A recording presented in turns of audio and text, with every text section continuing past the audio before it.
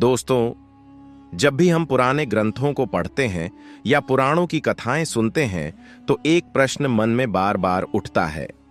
क्या सच में प्राचीन काल के महर्षि और योगी आकाश में उड़ते थे? और अगर हां, तो क्या वह केवल कल्पना थी या फिर ऐसी कोई विद्या थी जो आज हमारे लिए लगभग लुप्त हो चुकी है?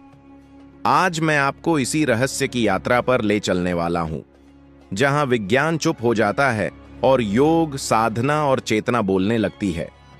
और आगे बढ़ने से पहले, अगर आप भी मानते हैं कि हमारे ग्रंथों में छिपा ज्ञान आज की दुनिया से कहीं आगे था, तो इस वीडियो को एक लाइक जरूर करें और कमेंट में लिखें जय श्री राम, क्योंकि यह विषय केवल जिज्ञासा नहीं, आत्मबोध से जुड़ा है।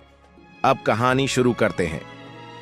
प्राचीन भारत में उड़ना आज के अर्थ में हवाई जहाज या मशीन से जुड़ा हुआ नहीं था।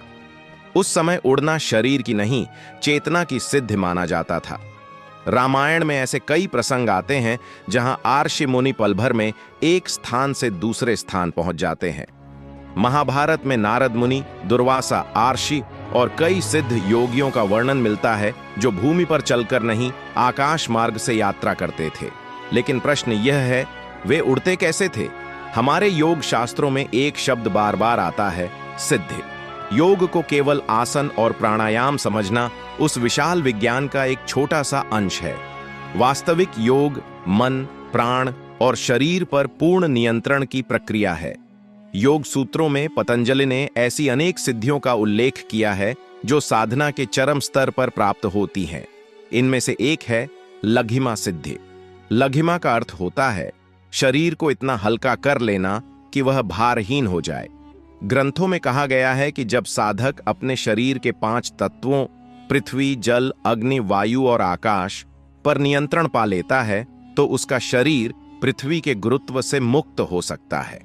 अब ध्यान दीजिए, यह उड़ना मांस मज्जा से नहीं, प्राण शक्ति से होता था। आज का विज्ञान कहता है कि शरीर भारी है इसलिए उड़ नहीं सकता, लेकिन योग कहता है शरीर भारी नहीं, मन भारी होता है। जब मन से डर, अहंकार, कामना और आसक्ति हट जाती है तो प्राण स्वतंत्र हो जाता है, और जहां प्राण स्वतंत्र वहां गति संभव हो जाती है। यही कारण है कि ग्रंथों में यह भी लिखा है कि यह विद्या सभी को नहीं सिखाई जाती थी, क्योंकि अगर कोई व्यक्ति अहंकार के साथ उड़ने लगे तो वह स्वयं और समाज दोनों के लिए खतरा बन सकता है। इसलिए प्राचीन आर्षियों ने इन विद्याओं को गुप्त विद्या कहा। अब सवाल आता है, क्या यह विद्या आज भी ग्रंथों में मौजूद है? उत्तर है हां, लेकिन वह खुले शब्दों में नहीं। आज भी योग सूत्र, तंत्र ग्रंथ, हठ योग प्रदीपिका और कई उपनिषदों में इन सिद्धियों के संकेत मिलते हैं, लेकिन स्पष्ट निर्देश नहीं मिलते। क्यों? क्योंकि समय बदल गया है। आज का मनुष्य सिद्धि नहीं, प्रदर्शन चाहता है। ऋषियों के लिए उड़ना कोई चमत्कार नहीं था, वह साधना का एक स्वाभाविक परिणाम था। वे इसका उपयोग दिखावे के लिए नहीं, सेवा और धर्म के लिए करते थे। इसीलिए आज भी कुछ संत कहते हैं विद्या मरी नहीं है। कलयुग में ऐसी सिद्धियों का प्रदर्शन वर्जित है, क्योंकि कलयुग में सिद्धि से पहले चरित्र जरूरी है। अगर चरित्र नहीं तो सिद्धि विनाश बन जाती है। इसीलिए आज कोई आशी उड़ता हुआ दिखाई नहीं देता, लेकिन इसका अर्थ यह नहीं कि विद्या समाप्त हो गई। विद्या आज भी है, शब्दों में नहीं, अनुशासन में। जो साधक आज भी अहंकार से दूर, भोग से दूर और दिखावे से दूर है, उसके लिए यह सब संभव है। पर वह उड़कर यूट्यूब पर नहीं दिखेगा, वह चुपचाप अपने भीतर ऊपर उठेगा। दोस्तों, इस पूरी कथा से एक बहुत गहरी सीख निकलती है। प्राचीन भारत में ज्ञान विज्ञान से अलग नहीं था।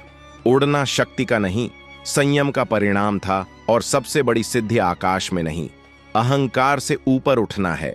आज अगर हम उन ऋषियों को समझना चाहते हैं तो हमें पहले उन जैसा मन बनाना होगा। शायद तब हमें भी उड़ने की जरूरत नहीं पड़ेगी, क्योंकि दुख हमें छू ही नहीं पाएगा। अगर यह विषय आपको सोचने पर मजबूर कर गया हो तो वीडियो को लाइक करें और कमेंट में लिखें जय श्री राम, और चैनल को सब्सक्राइब करें, क्योंकि अगली कहानी में हम बात करेंगे क्या प्राचीन भारत में समय को रोकने की विद्या भी थी। जय श्री राम।